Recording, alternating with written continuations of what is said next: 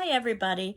Welcome back to English 229. This is for our class for November 16th, and I apologize for the confusion of last week.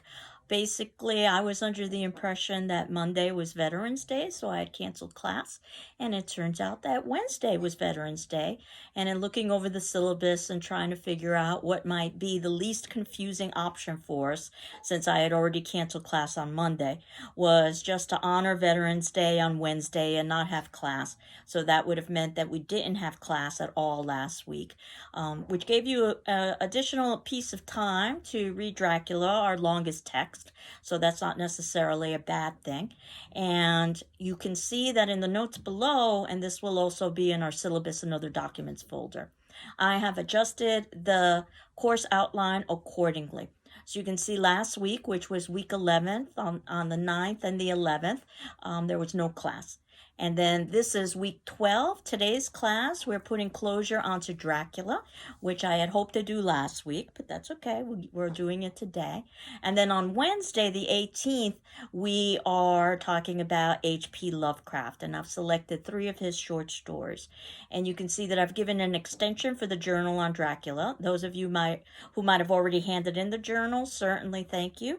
But you didn't need to, and if it turns out that you handed in a journal and you regret that you did so, just let me know, and I'll be happy to not evaluate that journal and wait for you to submit in a journal on the 18th, which is Wednesday, where you can talk about Dracula as a whole.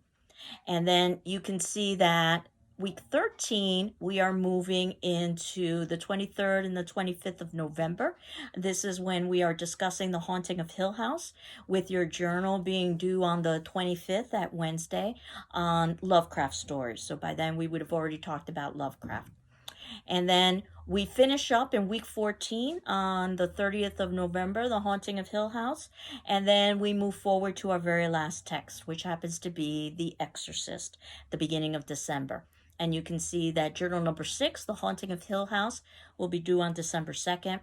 And then finally, we've got the rest of the semester to talk about The Exorcist until we hit mid-December. And then finally, we will end with some Stephen King short stories. You do not have a journal due with those short stories. Your last journal will be journal number 7 on The Exorcist. Though if you wanted to earn a little bit of extra credit in the class, you could always submit in a journal for Stephen King short stories. But I thought it might make sense for us to end with a little bit of Stephen King's writing, since we began with talking about his Danse Macabre. And that means that where we would end up is having the final exam, which will be on Monday, December 21st, and I'll have that posted by 8 a.m. You'll have a 24-hour period to take that exam. It's open book, open notes, and to return it back to me. It'll be return it to me via my email. It'll be a series of essay questions, and you get to choose within them. And that would be the last day that you could also hand in paper number 2, though I encourage early papers. It should be very similar to what you did with paper number 1. I believe I've returned all of the paper number 1s that I've received from you at this point, outside of revisions. So if it turns out that you submitted in paper number 1 and you have not received it back, please let me know. And where we are is trying to put some closure onto Dracula. I had talked about how I like to think of Dracula as 4 separate texts as a way of dealing with the length of the book. And we talked about the beginning, where we were introduced to Dracula and Dracula's castle and Jonathan's imprisonment. And then what I was fondly calling book 2, the idea of Lucy and her 3 suitors and the love story that ensues, ultimately ending with her being a victim of Dracula's and needing to be staked at the heart by her husband. And then we move forward, or fiance. And then we move forward to what I'm calling book 3 in Dracula. And that happens to be chapters 18 to 23, which I fondly call Mina's mystery. So if you like mystery stories, then chances are this is the section of the text that you are most interested in. Where in chapter 17, we're introduced to Mina as a researcher, where she's compiling evidence. And there have been plenty of pieces of evidence about Mina herself to indicate that she's not the traditional woman. Certainly she doesn't exhibit some of the flirtatiousness of Lucy, which might be the reason why Lucy was killed first in the novel. But definitely we see throughout the novel that she is someone who is embracing technology and work in a way that would have been somewhat unusual for a female during the time period. And in fact, this is the way the characters get to know one another, is through the use of technology and Mina's ability to compile all of their records together. It almost reminds me now of how social media is used for individuals to get to know one another. And a quote that I thought was quite interesting about from Mina, saying that we women have something of the mother in us that makes us rise above smaller matters. And the way the men treat her, they respect her, but they also view her as a kind of mother, as a kind of caretaker. They also see her as this somewhat fragile specimen, despite the fact that they've complimented her on her bravery and her capabilities. And that's one of the reasons why Mina becomes ultimately a subject for Dracula. In chapter 18, we're introduced to the scriptural phrase for the blood is the life. And there's lots of Christian analogies in this text, and the idea that Christ's blood represents life, and it is something that we see with Dracula. And we also talked about Madame Bathory, who would bathe in the blood of her victims. She was a female serial killer, and that ultimately her belief is that that would bring her youth. So we see that embedded in this idea of the vampire living off of the blood or the life force of another. And the vampire has oftentimes been read as an analogy for anyone in power living off of the life force of those who happen to be disenfranchised. So it could be something like the aristocrat living off of the populace, or it could be the employer or the capitalist who's taking advantage of the laborer. And that said, Van Helsing says a very interesting thing about Mina, that Mina has a man's brain and a woman's heart, and that regardless of the accomplishments that Mina has exhibited, there still is that sense of the stereotype of the male having intellect, the female having emotion. And in fact, in chapter 18, we see the exact opposite, because the men don't seem to show a good amount of intellect. If they had, they would never have isolated Mina, which makes her more vulnerable. They do it under the guise of trying to protect her. But of course, that just makes her easy access to vampire. And we also find out in chapter 18 that Quincy has shot a vampire bat in the past. This is a little bit of foreshadowing of what will be occurring in what I call the last book, the adventure novel, with confronting Dracula. It also shows something about his character. Quincy is the only American, hence he is the foreigner. And I don't think it's any surprise that he's presented as the one who's rash. I don't think it's any surprise either that he's the one who ultimately dies at the ending of the novel. And when we find out a little bit about the climax, which occurs in October, it makes perfect sense in chapter 19, October going into early November. When you think about all of the associations with Halloween and all of the Gothic elements that could be associated with the fall going into the winter. And this is where we find out that Renfield is consuming greater life forms. He seems to be moving up the animal chain. He moves from flies to spiders, and the idea that ultimately he's working his way up, hopefully to be able to consume humans, which is what Dracula does. But of course, what we find out is that as the men isolate Mina, while they're concerned in chapter 20 that Dracula is perhaps after Renfield, they never once consider that Dracula could be after Mina until it becomes too late.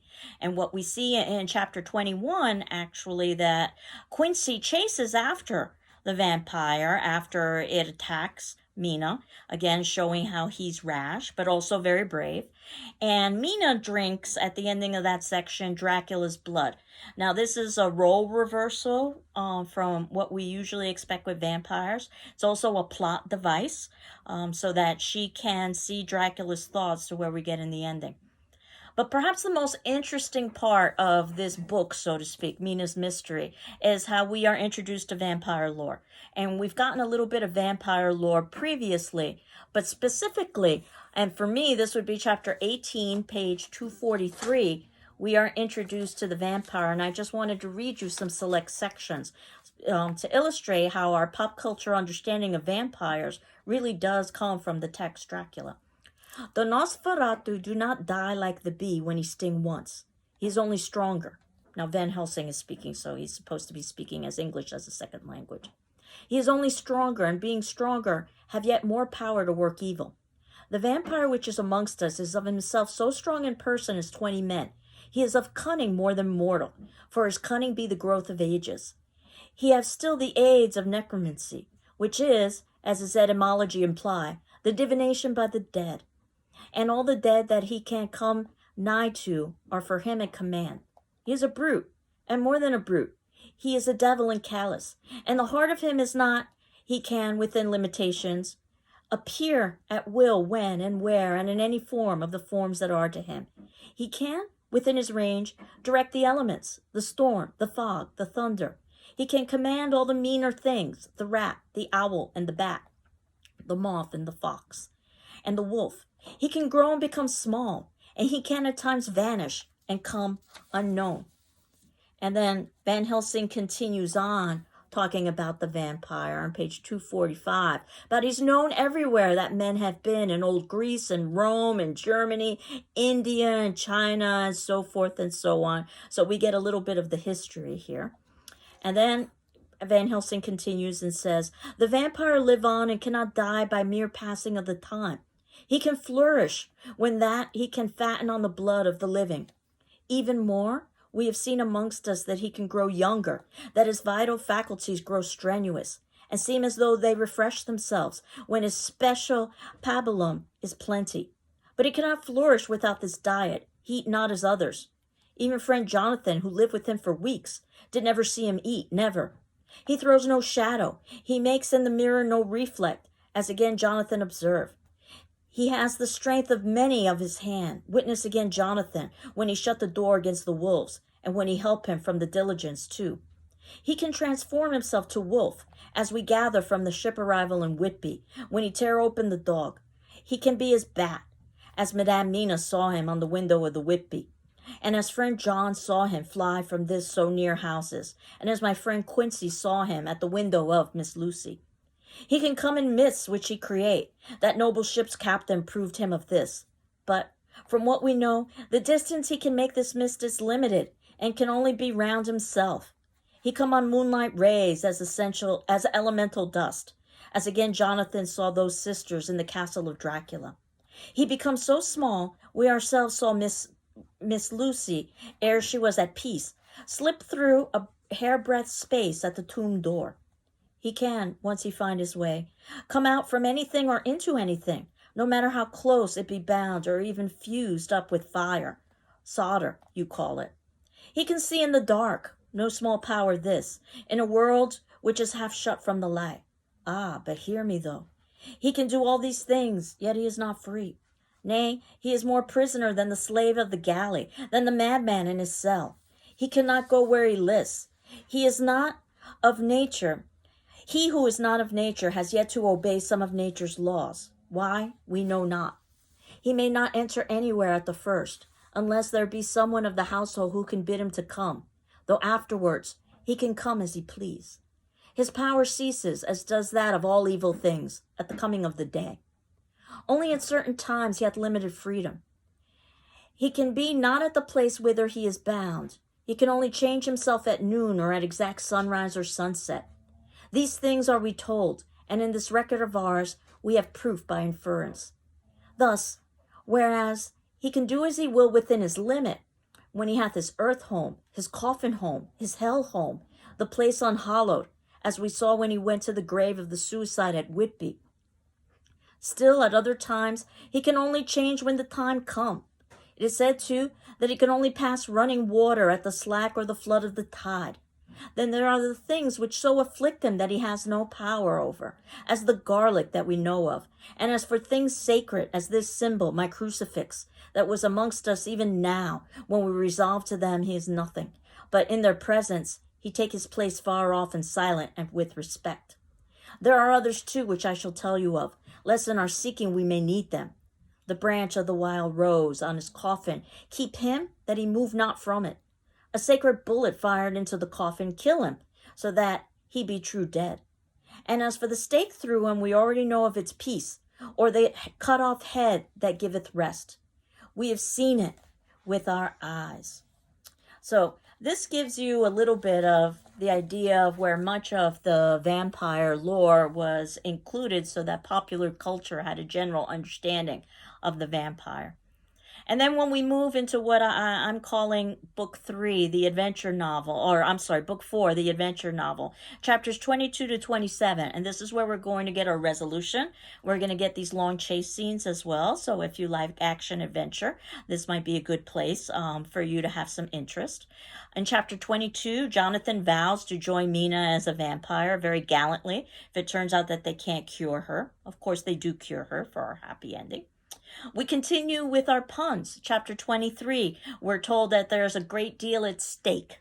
Get it? Stake. Chapter 24, Mina talks about how the men are so brave and strong, but she may be of service. Keep in mind that the reason why she's been vulnerable is because they've isolated her under the rationale that they don't want to endanger her. In fact, they even give her sleeping draft, which results in her not being able to fight off Dracula's attacks.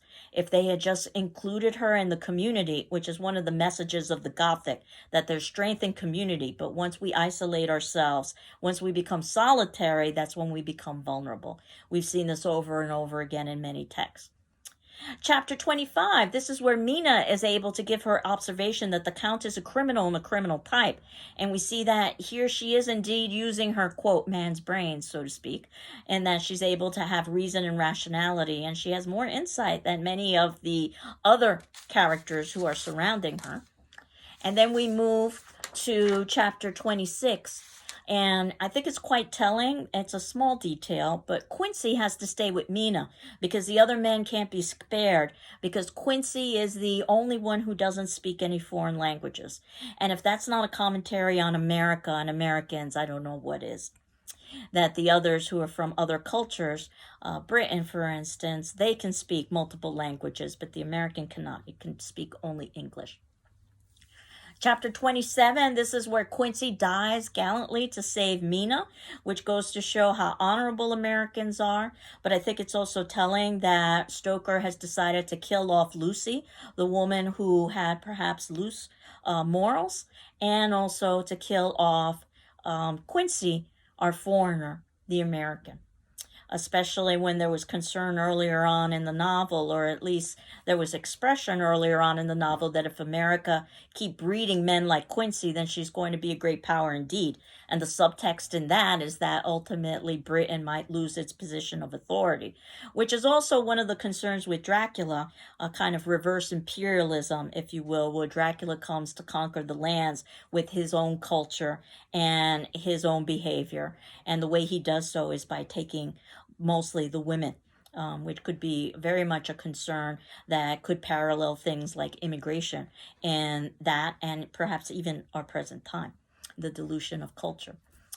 And then we end with a note. We get our happy ending where, of course, outside of Quincy's death and Lucy's death previously, Jonathan and Mina are now married. And in fact, they've had a son that just so coincidentally was born on the anniversary of Quincy's death. And that son has all of the names of all of the individuals who helped to defeat this vampire, all of the men involved. But there also is ambiguity in that there is acknowledgement that there are no real authentic documents to prove what occurred. Oh, there are plenty of journal entries and so forth, but ultimately they're all more than not subjective. And this is something we've seen with other Gothic texts as well, starting with Frankenstein, where we've talked about the unreliable narrator. Since ultimately everything is told through Walton's perspective, we aren't necessarily able to get a true account from an omniscient narrator. And that even with Poe, who oftentimes uses the I narrator, we get the same thing. And we also get narrators who very clearly are insane. And then when we move to something like Jekyll and Hyde, again, the narratives we're getting happen to be through letters, the epistolary novel, which always leads to questions of authenticity of narrative. And again, with Dracula, another epistolary novel where, again, we've got questions about authenticity. It's an element of the Gothic that oftentimes occurs, that there is at least the possibility that these events can be explained through rational and natural means, group psychosis, if you will, which is something that we will talk about when we get to The Haunting of Hill House. So that if you don't necessarily want to embrace a supernatural ending, you do have that option. There's one author who is an exception to this, and that happens to be H.P. Lovecraft, where it happens to be very clear that it is the supernatural explanation. But we will be talking about Lovecraft next class, as well as any final comments that we might have about Dracula. And for today's attendance question, which would be due on Tuesday, November 17th at 8 a.m., what did you find to be the most surprising thing about the novel Dracula, and why? What did you find to be the most surprising thing about the novel Dracula, and why? So there are many different ways that you can answer this question. I hope and expect that by this point in the semester you finish Dracula and you are moving forward to Lovecraft. And I can say that our next texts will move much more quickly because they're much more contemporary in nature and they don't have the length of Dracula. So I hope you're doing well. I'm doing well. And we will continue on next class talking about Lovecraft. Take care.